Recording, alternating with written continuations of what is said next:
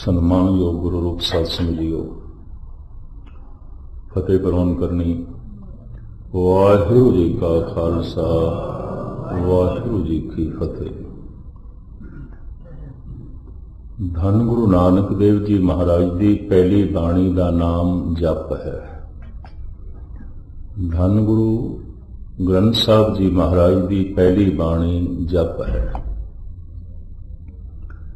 धन गुरु गोबिंद सिंह जी महाराज की पहली बाणी का नाम जाप है। दसम ग्रंथ की पहली बाणी जाप है। गुरु नानक देव जी महाराज कहते हैं जपो त एको नामा अवर निराफल कामा। सारे धार्मिक कर्म जप तो बिना निष्फल समझ ले, व्यर्थ समझ ले।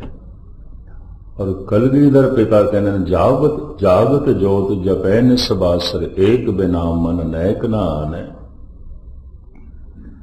पूर्ण प्रेम प्रतीत सजे व्रत गोड़ मणि मठ भूल न माने। तीर्थ दान दयातुत संजम एक बिना न एक पछाने।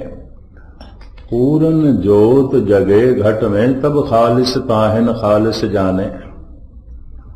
उसनों ही खालसा करके जानो, शुद्ध करके जानो, पावन करके जानो जो जागदी जोत दा जप कर रहे हैं। हुण ध्यान नाल सुनना। सेवा करने इतना औखा नहीं है, जप औखा है। कीर्तन कथा करना इतना औखा नहीं, जप औखा है। पाठ पूजा करना इतना औखा नहीं है, जप औखा है। 8 घंटे सेवा करने वाला मनुष्य उम्मीद नहीं 8 मिनट जप कर सके। 8 घंटे कीर्तन करने वाला मनुष्य मैनू उम्मीद नहीं 8 मिनट जप कर सके। 10 घंटे पाठ करने वाला मनुष्य मैनू उम्मीद नहीं जप कर सके। एक बाणी पढ़नी आउंदी है, एक बाणी जपनी आउंदी है। पढ़न की अपनी महिमा है। पढ़ना इस वास्ते बाणी याद होवे, पढ़ना इस वास्ते बाणी कंठ होवे, पढ़ना इस वास्ते है कि बाणी का बोध होवे, बाणी याद होवे, अर्थ बोध का पता चले। पर जपना इस वास्ते बाणी का रूप हो जाइए। जप मन मेरे गोविंद की बाणी साधु जन राम रसन वखाणी। जप और गाओ पढ़ो सुनो नित भाई गुरपुरे तू राखिया गा पढ़। पढ़ना है याद करने वास्ते, पढ़ना है अर्थबोध नूं समझने वास्ते, गावना है जपना है बाणी का रूप होने वास्ते। हुण मैं फिर अर्ज करा, धार्मिक जगत का कोई कर्म भी इतना औखा नहीं। तीर्थां ते जाना, तीर्थां दा इशनान, पाठ पूजा, दान, सेवा इतना औखा नहीं, जपना ही औखा है। और गुरु नानक आप कहते हैं आखण औखा साचा नाम। यही औखा है, यही कठिन है। सब कुछ थानू धार्मिक जगत विच मिलेगा। पाठ पूजा कथा कीर्तन सेवा दान पुण्य सब कुछ मिलेगा। जप और जप विच किसी नूं सफलता मिली होगी करोड़ां च एक अध। गालबन मैनू 42-43 साल हो गए कथा करदे। बचपन तो मैं इस लाइन दे चलिया तो अज तक दी मेरी जिंदगी का निचोड़ है किधरे 2-4 शहरां तो बाद एक रसक पुरुष, एक जुड़ी हुई आत्मा लभदी है। चंदन तरना बन बन साधना पुर पुर माए। चंदन दा दरख्त हर जंगल विच नहीं है, किधरे किधरे। जुड़ी हुई रूह हर शहर विच नहीं है, किधरे किधरे, किधरे किधरे। ते हुण तुसीं आखोगे इतनी औखियाई की है, की औखियाई है। बस इस विचार नूं अज सरवण करा के कल तो फिर विचार की कुछ रूपरेखा बदलने ताकि कुछ होर पहलुओं का भी पता चले। जागत जोत जपै निसबासर एक बिना मन न एक नान है। प्रथम उस जप तो बिना मन विच कुछ होर ना होए। जबान वाहिगुरु करे, मन उस नाल शामिल होवे, मन विच ओही एक होवे वाहिगुरु। भाव मन सुने, जबान जपे। हुण इसका जो तात्पर्य है सारा विस्तार मैं इस थोड़े जिहा समय थोड़े सामने रखा। जिस वक्त मनुख के अंदर बोलण का ख्याल पैदा होंदा ना, मैं बोलना है या जपना है, बोलना है, हवा नाभि नाल टकरांदी है, नाफ नाल। नाभि नूं भारत विच धुनी कहंदे ने, धुनी, धुन, धुनी। धुनी क्यों कहते हैं? आवाज इत्थों उठती है। जैसे खाणियां चार ने ना, अंडक, जेरज, सेतज, उद्भुज। सब तो वड्डी खाण अंडे ने, जिस तो जीवन पैदा होता है। पंछी पैदा होंदे ने, समुद्र के बहुत सारे जंतु अंडियां तो पैदा होंदे ने, कीड़ी, मच्छर, ये सब अंडियां तो पैदा होंदे। सब तो वड्डी खाण है अंड। जेरज, सेतज, उत्तबुज।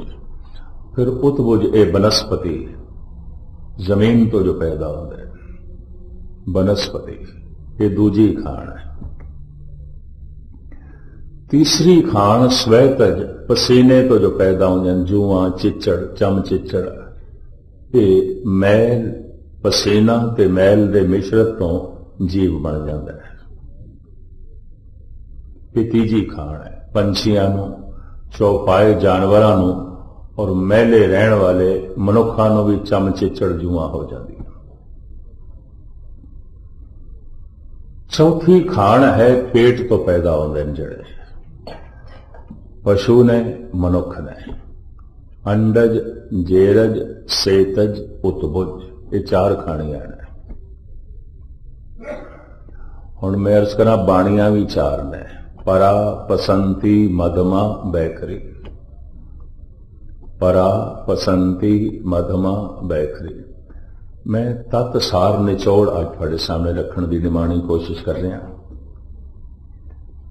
इतिहास दे च मेरी रुचि नहीं है, शुरू तो नहीं है, बचपन तो ही नहीं है। भावें मैं समझदा कौमां ओही जिंदियां रहिंदियां ने जिन्हां दा इतिहास होवे। इतिहास शक्ल सूरत है, पर सिद्धांत रूह है। जे रूह ही नहीं तो शक्ल सूरत कित्थे रहनी है? मुर्दा अगर रूह निकल गई तो किन्ने दिन तक रखांगे? आखिर मिट्टी होवेगा, जलेगा। गुरबाणी रूह है, ये बुनियाद है, ये मूल है। बाणियां चार ने, खाणियां चार ने। जिहड़ियां दो खाणियां ने, जेर ते अंडे, इन्हां तो जिहड़े पैदा होंदे ने, इन्हां कोल आवाज है। पंछियां कोल आवाज है, पशु ते मनुखां कोल आवाज है। ये जेर तो पैदा होंदे ने। उत्तबुज और स्वैतज जू है, चमचिच्चड़ है ते बनस्पति है, इन्हां कोल आवाज नहीं है, आवाज नहीं है। इन्हां कोल धुन नहीं है। लख भी यतन करिए दरख्त नहीं बोल सकते, लख भी यतन करिए कीड़े, कुछ मकोड़े, जुआ, चिच्चड़, इन्हां कोल आवाज नहीं है। आवाज उन्हां कोल है जो अंडियां तो पैदा होंदे ने, आवाज उन्हां कोल है जो जेर तो पैदा होंदे ने। चौपाए जानवरां कोल है, पंछियां कोल है, फिर मनुखां कोल है, आवाज है। पर आवाजां विचों प्रधान आवाज है मनुख कोल, सब तो मनुख कोल। क्यों? ये अपनी आवाज नूं अल्फाज दे सकता है, अपनी धुन नूं अक्षर दे सकता है, जबकि पंछी ते पशु अपनी धुन नूं अक्षर नहीं दे सकते। गरज है शेर दे कोलों, बस इस तो इलावा और कुछ नहीं। भौंकना है कुत्ते कोल, और कुछ भी नहीं है। कूकू है कोयल कोल, और कुछ भी नहीं। काए काए है कौवे कोल, और कुछ भी नहीं है।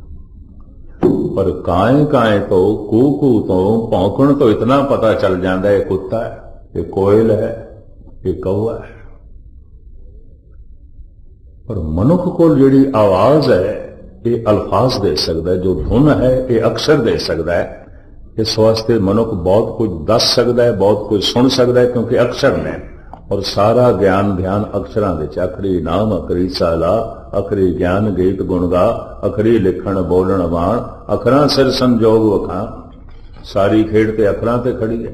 अखर अंदर त्रिभुवन धारे, भगत कबीर कहते हैं। तीन लोकां दा ज्ञान अखरां दे च बंद है।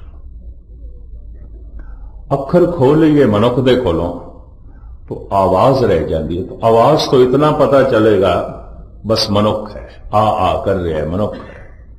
जैसे कूकू तो पता चल रहा है कोयल है, जैसे गर्जन तो पता चल जाता है शेर है। तो ये आवाज मनुख दी बंद है, और कुछ नहीं पता चलेगा। तो मनुख दे कोल अक्षर ने, आवाज है, अल्फाज है।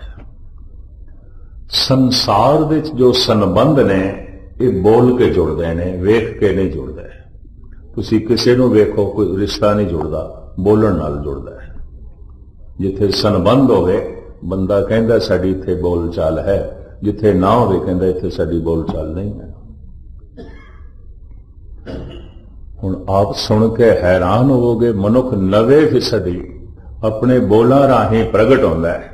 वेख के कुछ नहीं पता चलता बंदे का, ये मूर्ख है, सियाणा है, रजोगुणी है, तमोगुणी है, सतोगुणी है, पढ़ा लिखा है, अनपढ़ है, धार्मिक है, अधार्मिक है, कुछ नहीं पता चल रहा। बोलते हैं पता चल रहा है, कुछ गलबात करते हैं पता चल रहा है, कुछ नहीं पता चल रहा, कुछ भी नहीं पता चल रहा। 90% मनुख प्रगट होंदा है अपने बोलां तो। बोल दस देंदे ने बंदा शांतमई है, बोल दस देंदे ने क्रोधी है, बोल दस देंदे ने मूर्ख है, बोल दस देंदे ने सियाणा है, बोल दस देंदे ने धार्मिक है, बोल दस देंदा अधार्मिक है। बोलां तो पता चल जाता है राजनैतिक है, बोलां तो पता चल जाता है कारोबारी है, बोलां तो पता चल जाता है भगत है, बोलां तो ही पता चल जाता है मकार है, बोलां तो पता चल जाता है रजोगुणी है, तमोगुणी है, सतोगुणी है। बोलते ही पहचानी है, साध असाध को ठाट, अंतर की कर नहीं सवे, निकसे मुख की बाट। देखते हैं कुछ नहीं पता चलता, देख के इतना पता चलेगा रंग कैसा है, काला है, गोरा है, सांवरा है, कपड़े की पाए उन्हें, उम्र कितनी है, बच्चा है, जवान है, बुढ़ा, बस इतना पता चल रहा है। स्त्री है कि पुरुष है, बस इतना पता चल रहा है, और कुछ नहीं पता चल रहा। वेख के कुछ भी नहीं पता चल रहा, बोलते हैं पता चल रहा है, मुझे नहीं कुछ पता चल रहा। तो बोल के ही संसार नाल संबंध जुड़ते ने। अखरां सिर संजोग वखाण, आवाज नूं अक्षर दे दईए, संजोग जुड़ते ने, रिश्ते जुड़ते ने, संबंध बनते ने। बोल बोल के ही संसार नाल संबंध जुड़ता है, बोल बोल के ही निरंकार नाल संबंध जुड़ता है। मोह के बोलण बोलिए, जित सुन धरे प्यार। पर वो बोलना कैसा है कि मनुख परमात्मा के प्यार का पात्र बन जाता है और परमात्मा प्रगट हो जाता है। वो बोलना कैसा है, बस वो मैं इस थोड़े जिहा समय थोड़े सामने रखन लगा। जिथे खाणियां चार ने, बाणियां चार ने। बोलण का जद मनुख दे अंदर ख्याल पैदा होंदा है, ते हवा टकरांदी है, पवन टकरांदी है नाभि नाल। नाभि थोड़ी जिहा खुलदी है तो उत्थों उठदी है आवाज। उस आवाज नूं कहंदे ने परा। परा आवाज है, अल्फाज कोई नहीं। ये आवाज हिरदे तक पहुंचती है, इत्थे इसनूं अल्फाज मिल जाते हैं, अक्षर मिल जाते हैं। वो फिर कंठ तक पहुंचती है, पूरा वाक बन जाती है, इन्हू मधमा कहते हैं। हिरदे तक पहुंचती है पसंती, कंठ तक पहुंचती है मधमा। जबान बयान कर देती है, इनू कहते ने बैखरी। परा, पसंती, मधमा, बैखरी। बैखरी जो बाहर प्रगट हो गई, मधमा जो कंठ विच रह गई, पसंती जो हिरदे च रह गई, परा जो नाभि तो उठी है, नाक तो उठी है। नाभि एक साज की तरह है। जैसे कुछ साज ऐसे ने पवन दे फूकण नाल ही वजदे ने, उंज नहीं। मुरली है, नरसिंगा है, संख है, फनेरी है, और इस तो इलावा ये हारमोनियम है। हवा देव ते वजेगा, उंज नहीं। नाभि नाल भी हवा टकराए ते बोल निकलदा है, उंज नहीं। देही माटी बोले पवन, बोलना पवन करके है, पानी करके बोलना नहीं आंदा। पानी ते मुर्दे च भी पिया हुंदा, बोलना खत्म नहीं पिया बोलदा, क्योंकि पवन दा धागा टूट गया। मिट्टी करके बोलना नहीं आंदा, मिट्टी लाश ते मिट्टी है पई है, किथे बोलना है। बोलना पवन करके आंदा है, हवा करके आंदा है। देही माटी बोले पवन। इस मिट्टी विच, इस पानी विच, इस सारे शरीर विच जो बोलण वाला तत्व है, ये पवन है, हवा है, श्वास ने। इस वास्ते धन गुरु नानक देव जी महाराज पंज तत्तां विच पवन नूं गुरु कहंदे ने। पवन गुरु, पानी पिता, माता धरत माता। पवन ना होवे ते बोल चाल हो नहीं सकती, हो ही नहीं सकती। आवाज नहीं होएगी, अल्फाज नहीं आउणगे। संबंध किस तरह मनुख जोड़ेगा? गूंगा मनुख संबंध जोड़न विच असमर्थ रहिंदा है। उहदे कोल आवाज है पशुआं की तरह, अल्फाज नहीं ने। धुन ते है, अखर नहीं ने। गूंगे कोलों पुछिए तू कित्थों आया है, किथे जाना है, किसनों मिलना है, आ करदा है, बाकी कुछ नहीं। पंजाबी मुहावरे च कहंदे ने गूंगे दे इशारे गूंगे दी मां जाने, और कौन जाने, और कोई नहीं जाना। कुछ नहीं पता चलता कि गूंगा की आखदा है। दास नाल इंडिया विच काफी लंबे समय तक मुसलमान चलता है। सदाम हुसैन उसका नाम, ਉਹਦਾ शौक है गुरु घर नाल। पर रब दी ने घर का फिटकारिया होया इस वास्ते कि जबान कम नहीं करती होती। गूंगा। कई दिन बाद मैं उसका इशारा समझिया भी मैं थोड़े नाल रहना है, मैनू रख लो। वो कोई 10-15 सालों का दास दे नाल है। दरबार साहब भी जाता है, कई दफा दरबार साहब तो सरोपा भी मिले, उन्होंने सेवा बहुत करता है। लेकिन अज तक भी उसके इशारियां का मैनू कख नहीं पता चलता। कई दफा खप जाता इशारे कर करके, मेरे पल्ले कुछ नहीं पैंदा कि आखदा है, क्योंकि अल्फाज कोई नहीं। आवाज तो है, आ करदा है, अखर नहीं है,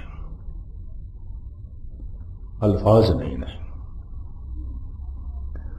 दास दे नाल एक होर सिंह है, वो बहुत कुछ समझ गए ਉਹਦੇ इशारियां। तो फिर मैं कई दफा उन्होंने अगे करदा भी की आखदा है। थोड़े जिहा कुछ इशारे ऐसे ने उसकी पकड़ च आ जाते हैं, मेरी पकड़ च नहीं आते। गूंगे दे संबंध नहीं जुड़ते, गूंगे दे दोस्त नहीं आते। कारण बोल कोई नहीं, अक्षर नहीं है। गूंगे की दुनिया बिल्कुल सीमित रह जाती है। बोल के ही संसार नाल संबंध जुड़ते हैं, बोल बोल के ही निरंकार नाल संबंध जुड़ते हैं। बाबा बोल ना क्या कहिए, जैसे राम नाम रव रहिए। जैसे बोलन का ख्याल आवे, कुछ भी बोलना है। पवन नाभि नाल टकरांदी है ते नाभ खुल जाती है, ਤੇ ਨਾਭੀ ਇੱਕ ਸਾਜ਼ ਹੈ, ਇਹਦੇ ਚੋਂ ਆਵਾਜ਼ ਨਿਕਲਦੀ ਹੈ। ਉਹ ਜਿਹੜੀ ਆਵਾਜ਼ ਨਿਕਲਦੀ ਹੈ ਉਹਨੂੰ ਪਰਾ ਕਹਿੰਦੇ ਨੇ। ਆਵਾਜ਼ ਤੇ ਹੈ, ਅਜੇ ਇਹਦੇ ਚ ਅਕਸ਼ਰ ਨਹੀਂ ਹੈ। ਜੈਸੇ ਹਿਰਦੇ ਤੱਕ ਪਹੁੰਚਦੀ ਇਹਨੂੰ ਪਸੰਤੀ ਕਹਿੰਦੇ ਨੇ ਤੇ ਅਕਸ਼ਰ ਮਿਲ ਜਾਂਦੇ ਨੇ। ਕੰਠ ਤੱਕ ਪਹੁੰਚਦੀ ਹੈ ਤੇ ਪੂਰਾ ਵਾਕ ਬਣ ਜਾਂਦੀ ਹੈ, ਇਹਨੂੰ ਮਦਮਾ ਕਹਿੰਦੇ ਨੇ। ਜ਼ਬਾਨ ਬਿਆਨ ਕਰ ਦਿੰਦੀ, ਇਹਨੂੰ ਬੈਖਰੀ ਕਹਿੰਦੇ ਨੇ। ਚੂੰਕਿ ਇਹ ਸਾਰੀ ਧੁਨ, ਇਹ ਆਵਾਜ਼ ਜੋ ਜ਼ਬਾਨ ਦੇ ਰਾਹੀਂ ਬਾਹਰ ਪ੍ਰਗਟ ਹੋਈ ਹੈ, ਨਾਭੀ ਤੋਂ ਉੱਠਦੀ ਹੈ, ਇਸ ਵਾਸਤੇ ਨਾਭੀ ਨੂੰ ਕਹਿੰਦੇ ਨੇ ਧੁਨੀ। ਧੁਨੀ, ਧੁਨ ਤੇ ਇੱਥੋਂ ਉੱਠਦੀ ਹੈ। ਹੁਣ ਤੁਸੀਂ ਆਖੋਗੇ ਵਾਹਿਗੁਰੂ ਵਾਹਿਗੁਰੂ ਆਖਣਾ ਔਖਾ ਕੀ ਹੈ? ਫਿਰ ਤਾਂ ਕਹਿ ਸਕਦੇ ਹਾਂ ਘੰਟਾ 2 ਘੰਟਾ ਕਹਿ ਲਵਾਂਗੇ। ਕਿਉਂ? ਗੁਰੂ ਨਾਨਕ ਕਹਿੰਦੇ ਨੇ ਆਖਣ ਔਖਾ ਸਾਚਾ ਨਾਮ। ਔਖਾ ਹੁਣ ਇਸ ਵਾਸਤੇ ਹੈ, ਉਹ ਜੋ ਧੁਨੀ ਤੋਂ, ਜੋ ਨਾਭੀ ਤੋਂ ਧੁਨ ਉੱਠੀ ਹੈ ਤੇ ਜ਼ਬਾਨ ਦੇ ਰਾਹੀਂ ਬਾਹਰ ਪ੍ਰਗਟ ਕੀਤੀ ਹੈ, ਇਹਨੂੰ ਹੁਣ ਵਾਪਸ ਧੁਨੀ ਤੱਕ ਲੈ ਜਾਣਾ, ਵਾਪਸ ਲੈ ਜਾਣਾ। ਜੋ ਬੋਲ ਕੇ ਸ਼ਬਦ ਬਾਹਰ ਪ੍ਰਗਟ ਹੋਇਆ ਹੈ, ਇਹਨੂੰ ਹੁਣ ਸੁਣ ਕੇ ਅੰਦਰ ਲੈ ਜਾਣਾ ਹੈ। तो बाहर प्रगट करना कोई इतना औखा नहीं है। इनू अपने घर विच ले जाना, फिर नाभि तक ले जाना, फिर धुनी तक ले जाना औखा है। हुण तुसीं करके देखना, कोई भी नहीं कर सकेगा। और जिहड़े कर लैंदे ने बस असीं उन्हां नूं कहने आ संत ने, भगत ने, ब्रह्म ज्ञानी ने, ये आत्मदर्शी ने, समाधि लीन ने। ये समाधि लीन हो गए। मैं ये 2-3 टाइम संगतां नूं रोज कथा सुना लेना, पर इस दे च मैनूं सफलता अजे तक नहीं मिली। ये मैं खोखी निर्माणता तुहाडे सामने नहीं रखना, किधरे निर्माणता मेरी ना समझ लेना। औखा है काम। घंटा तो 2 घंटा भी कर लैंदा है मनुख वाहिगुरु वाहिगुरु। मुड़ी वाहिगुरु शब्द वापस फिर धुनी तक जावे, फिर नाव तक जावे, फिर ये जीवन का हिस्सा बने। जबान ने जो बाहर प्रगट किया है, ये इस तरह रोटी बन गई है कि जी हुण ये वापस जाए तो समझ लो मैं रोटी खा ली। अक्सर ऐसा होंदा है मनुख दा समा रोटी कमाण विच, रोटी पकाण विच ही लग जाता है, खाण विच नहीं। जे खादी नहीं तो फिर भुख तो बनी रहेगी। मैं वाहिगुरु वाहिगुरु जप रहा, ये रोटी कमा रहा, रोटी पका रहा। पर जे मैं इसनूं सुनना शुरू कर देता है तो मैं खा रहा। कि जे मैं खा रहा तो जैसे मैं भोजन खा रहा, भोजन अंदर जा रहा है, भुख बाहर निकल रही है। इस तरह अगर वाकई वो शब्द मैं सुन रहा तो शब्द अंदर जा रहे हैं तो दुख बाहर निकलणगे, पाप बाहर निकलणगे। नानक भगतां सदा विगास, सुनिए दुख पाप का नास। भोजन की बुरकी जैसे जैसे अंदर जाएगी भुख बाहर निकलेगी। गुरु का शब्द जैसे जैसे अंदर जाएगा दुख बाहर निकलेगा, पाप बाहर निकलणगे। ये पहचान है। पर सारी जिंदगी गुरुद्वारे आ रहे ने, दुखी ने, बेचैन ने, रोंदे मिलते हैं। अज तक तो मैं यही देखे। कदी कदाई कोई खुशकिस्मत अनुसार मिलता है, कोई खिड़ी हुई आत्मा, कोई जुड़ी हुई आत्मा, नहीं तो सब दी अपनी समस्यावां, सब दे ही अपने रोने। बस सिर्फ अगले नूं जरा खोलण दी देर है। हर बंदा दुखां दी पंड है, सिवाय दुखां तो कख भी नहीं निकलता, सब दुख। महाराज तां ही कहते हैं किस पे खोलो गंठड़ी दुखी पर आया। मैं अपने दुखां दी पंड किहदे अगों खोला, क्योंकि मैं खोलन ही लगदा, अगला पहले ही खोल के रख दिंदा है। कि दूजे नूं खोलण दा पता ढंग की है, अपना एक दुख दसो, उन्हें अपने 100 दुख बयान करने हैं, चुप ही नहीं करेगा। सियाणा मनुख अपना दुख बयान ही नहीं करता। उन्होंने पता है मैं एक दुख सुनाया ये 10 भी सुनने पैणगे, एवें वक्त जाया करेगा। तो सियाणे बंदे चुप ही रह जाते हैं। भी मैं तो एक सुनाना इन्हें 20 सुनाने। सियाणे मनुख खामोश रह जाते हैं क्योंकि उन्होंने पता सारे ही दुखी ने, नानक दुखिया सब संसार। पर बाणी भी पढ़ रहे हैं, जप भी कर रहे हैं, नाम भी जप रहे हैं, कथा भी सुन रहे हैं, कीर्तन भी सुन रहे हैं, सेवा भी कर रहे हैं, दान भी कर रहे हैं, दुखी भी नहीं। ऐसा क्यों है? मनुख सारा दिन रोटी कमांदा रहे, रोटी पकांदा रहे ते खावे ना, क्या भुख मिटेगी? पकांदियां भुख नहीं मिटेगी, कमांदियां भी भुख नहीं मिटेगी, खांदियां भुख मिटेगी। ये ठीक है कि खा सके पहले कमाना पैंदा है, पकाना पैंदा है। पर कमांदा रहा, पकांदा रहा, खादा ही नहीं। वाहिगुरु वाहिगुरु मैं जप रहा, ये रोटी मैं पका दी, ये मैं कमा ली, पर मैं हुण सुनदा ही नहीं पिया, मैं खाधी ही नहीं, मैं नहीं खाधी। ये शब्द वापस जाना चाहिए, ये धुनी तक जाना चाहिए, उठे धुनी तो वापस जावे। और इसी शब्द ने अंदर दी सुती हुई कला नूं जगा देना है। मनुख सुता होया है, शब्द अंदर जाए तो जागे, आवाज ही जगाएगी। तो मैं फिर अर्ज कर दिया, 90% मनुख दियां शक्तियां सुतियां पईयां ने। मनुख ऐसा कुछ देख सकता है जो अज तक इसने नहीं देखा। मनुख की जबान ऐसा रस मान सकती है जो इसने अज तक नहीं मानिया। मनुख ऐसा भी कुछ सुन सकता है जो अज तक नहीं सुनिया। और मनुख ऐसा जान सकता है जो इसने अज तक नहीं जाने, बशर्ते जागे। सुता है तो नहीं कुछ पता चलेगा, सौ रहा है तो नहीं कुछ पता चलेगा। और हर बंदा 8%, 9%, वध तो वध 10% जागे होया है, बाकी सुता होया है। जागत सोया जन्म गवाया, ये सुता होया है, जिंदगी गवा छड़ी। सूते गए मोहाए, सुतिया ही जिंदगी लंघ गई।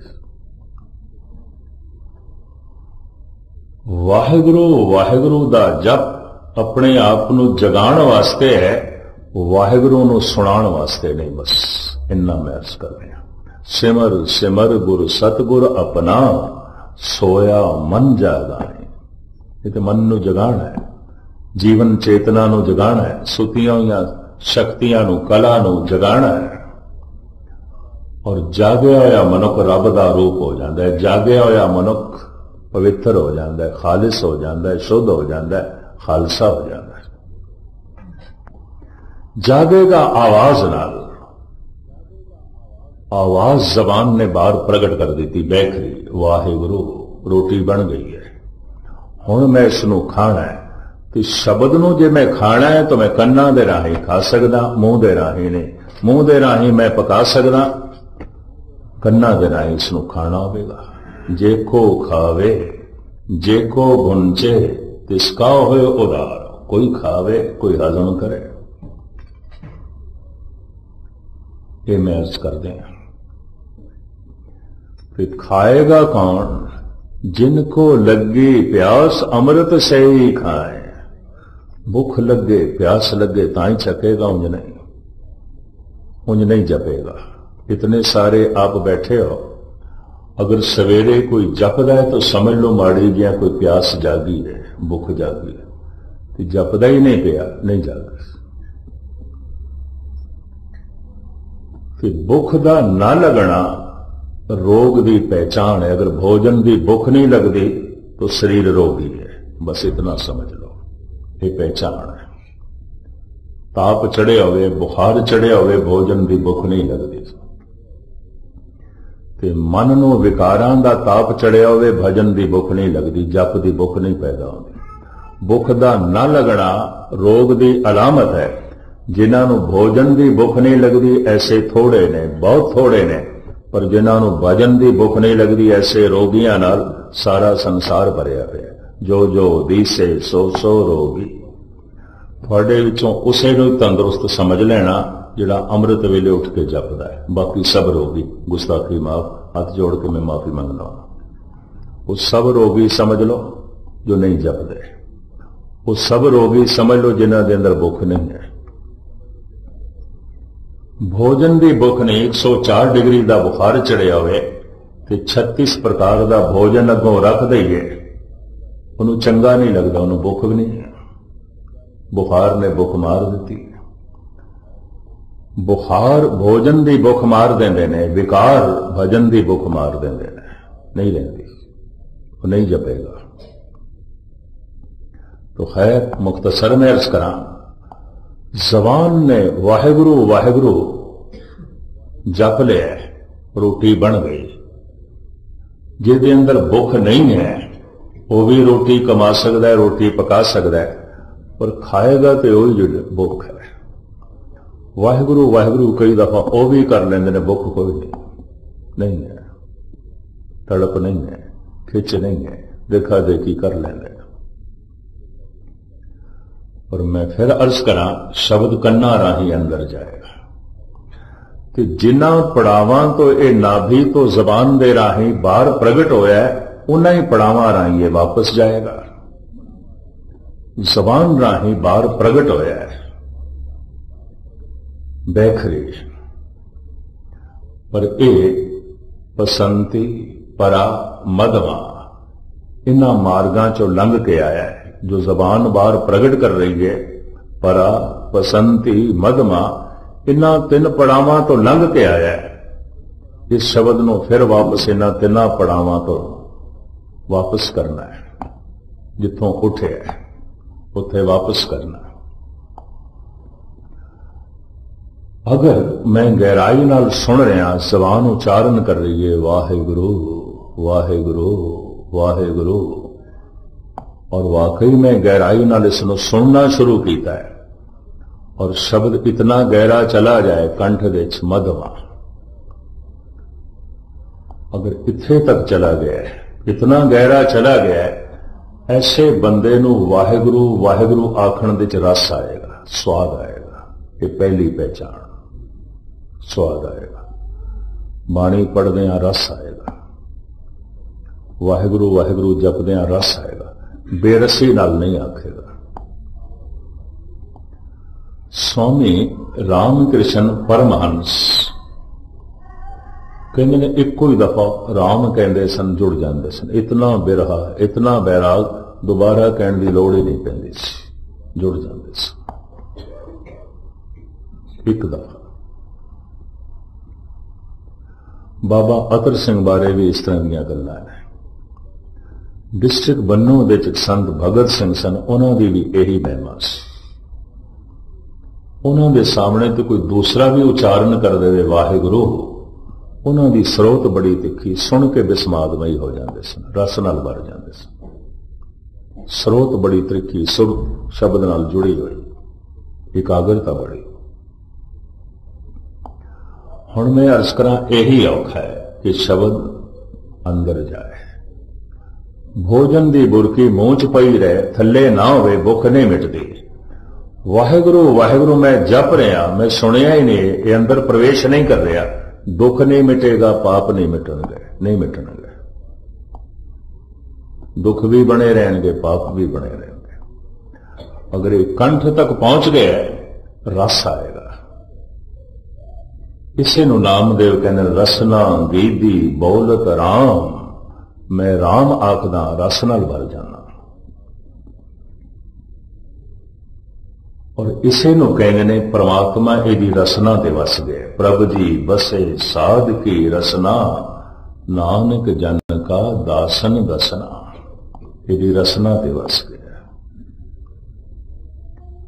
अगर होर गहरा जाए, होर पसंदी हृदय तक चला जाए वो शब्द, क्योंकि जितनी गहराई सुनता जाएगा एकाग्रता बढ़ती जाएगी, शब्द गहरा जाएगा।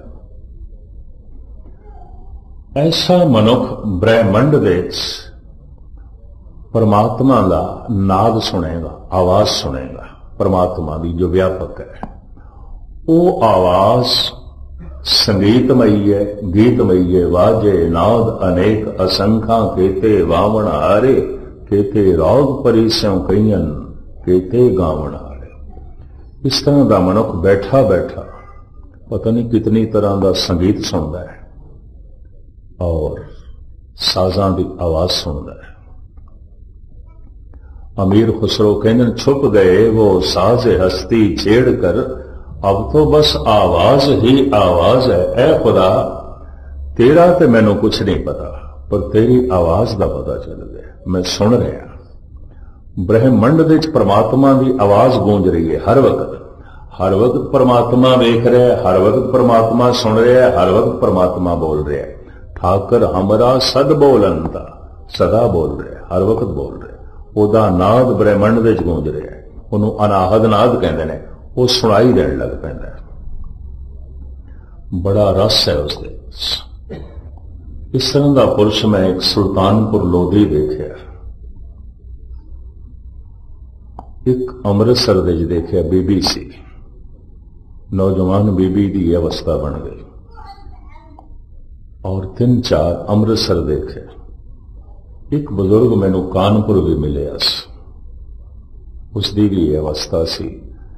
किधरे मैं अनाहद नाग की कथा की 2-3 दिन, और मेरे को आके रोंदिया कहने लगा भी मैं तो 2-4 दिन डरिया रहा भी अंदर की हो रहा है, रस भी बड़ा आवे, आनंद भी बड़ा आवे, तो है कि कहते चंगा होया थाथों मैं सुन लिया कि परमात्मा की आवाज है, ये प्रभु की आवाज है। ਉਹਦਾ चेहरा, ਉਹਦੀਆਂ ਅੱਖਾਂ ਦੱਸਦੀਆਂ सन वाकई कुछ सुन रहे हैं, एवं नहीं। शब्द जो जबान दे राही बाहर प्रगट हो रहा है, वह हृदय तक पहुंच गया है, वो वापस कंठ तो लंघ के हृदय तक पहुंच गया, और अजे हुण परा तक पहुंचना, नाभि तक पहुंचना, धुन दा धुनी तक पहुंचना बाकी है। अभ्यास जारी रहे, वाहिगुरु वाहिगुरु वाहिगुरु, और गहराई नाल सुनना होवे तो शब्द चला जाए धुनी तक, नाभि तक, जबान चुप हो जाती है, नाभि पूरी खुल जाती है, और शब्द प्राणा दे चल पैंदा है। एक शब्द मेरे प्राण बसत है, बहुड़ जन्म ना आवा, जबान नहीं जपदी थी, लोड़ ही नहीं, शब्द चल पैंदा है, नाफ पूरी खुल जाती है। और हर वक्त जो असी श्वास लेंदे हां, इसे दे टकराव तो उस अगम्य नाद नूं सुनदा है, वो रस माणदा है,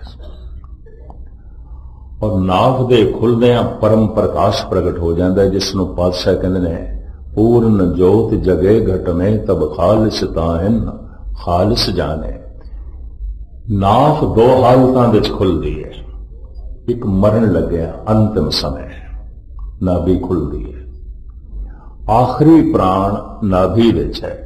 कई दफा अखां चो प्राण चले गए तो अखां देखदियां नहीं, जबान चो चले गए जबान बोलदी नहीं, ओले ओले प्राण निकलते हैं। शरीर के जिस जिस अंग चो प्राण निकल जाते हैं, वो शरीर का हिस्सा सुन्न हो जाता है। आखिरी प्राण नाभि विच है। जैसे वो प्राण निकलता है कि जिहड़ी शरीर की हालत बनती है, महाराज कहते हैं हथ मरोड़े तन कपे स्याऊ होवा सेत।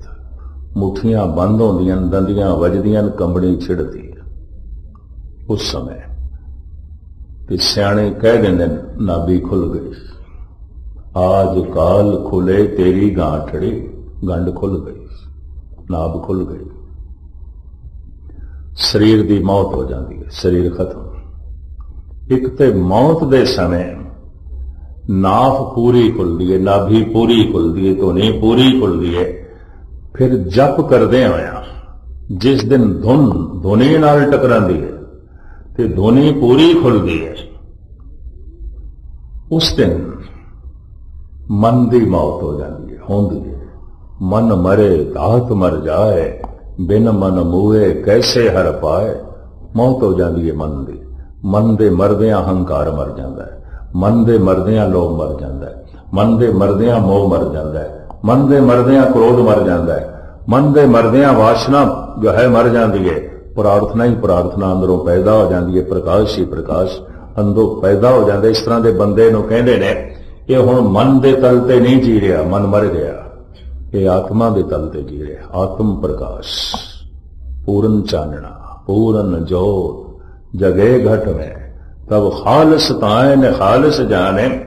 जितने चिर तक मन मरिया नहीं, इस मनुख का कोई भरोसा नहीं की कर बैठे। कहते ना मन का कोई भरोसा नहीं, मन मरे तो हथ मर जाए। ये त्यागी होवे, मन लखां का त्यागी हो सकता है, चोर बने तो कौड़ी की भी चोरी कर लेगा। ईमानदार होवे तो करोड़ों को ठोकर मार देगा।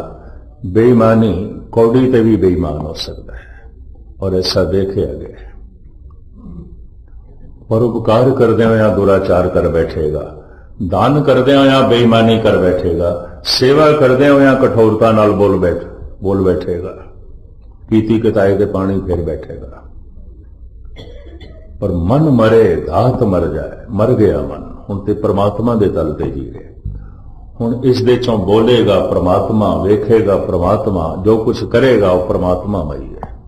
हुण इहदी दृष्टि अमृतमई, हुण इहदे बोल अमृतमई, हुण इसदा जीवना अमृतमई, हुण इहदी सारी क्रिया अमृतमई, क्योंकि जीवन जो अमृतमई हो गया। भगत नामदेव जी महाराज कहते 70 दोए भरे अमृतसर, बिख को मार कढाओ। मेरे जीवन दे चों सारी जहर निकल गई, मेरे जीवन दे शरीर दे खून गर्दिश नहीं कर रहा, अमृत गर्दिश कर रहा है। अमृत बाणी घटते उच्चरों, आत्म को समझाओ। मेरे बोल अमृतमयी हो गए, दृष्टि अमृतमयी हो गई, जीवन अमृतमयी हो गया। ये खालसा हो गया, ये खालिस हो गया। अमृत गुरु को छकिया सी, अमृत रूप हो गए। गुरु तो प्रेरणा लई सी, गुरु दा रूप हो गए। जप करना आरंभ कीता सी, अमृत रूप हो गया। दृष्टि अमृतमयी, बचन अमृतमयी, जीवन अमृतमयी। साहिब रहमत करन पूरन जोत जगे घट में, तब खालिस ताहिन खालिस जाने। ये जप तो बिना नहीं होएगा। कि मैं थानू सरवण करा दिता है, औखा है। रोटी कमानी औखी नहीं, रोटी पकानी भी औखी नहीं, थे खानी औखी है। ते बाहर दे जगत च की है, कमानी औखी है, पकानी औखी है, खानी की है। कोई भी खा सकता है, खा लेंगे, खानी औखी नहीं है। पर इत्थे पकानी ते कमानी इतनी औखी नहीं। वाहिगुरु वाहिगुरु तो मैं कर लिया, पर मैनू सुनना औखा है। सुना तो मैं छकिया, नहीं तो नहीं छकिया।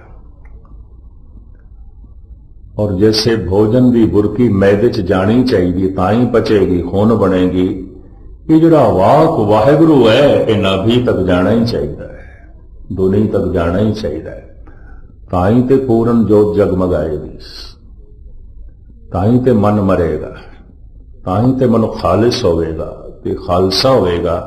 ये जो जीवन सिद्धांत सी, रूहानी नुकता सी, तुझ बुद्धि अनुसार दास ने थोड़े सामने रख दिता है। अरदास है धन गुरु ग्रंथ साहब जी महाराज के चरणों च, सतगुरु थानू सफलता दे। जीवन दे अंत तो पहले असी खालिस हो जाइए, खालसे हो जाइए, गुरु कबूल कर लवे, परवान कर लवे, जीवन अमृतमयी हो जाए, सब कुछ अमृतमयी हो जाए, ऐसी साड़ी हालत बन जाए। बार बार सारियां दा हार्दिक तौर पर धन्यवाद, भुल चुक दी क्षमा, फतेह प्रवान करने। वाहिगुरु जी का खालसा, वाहिगुरू।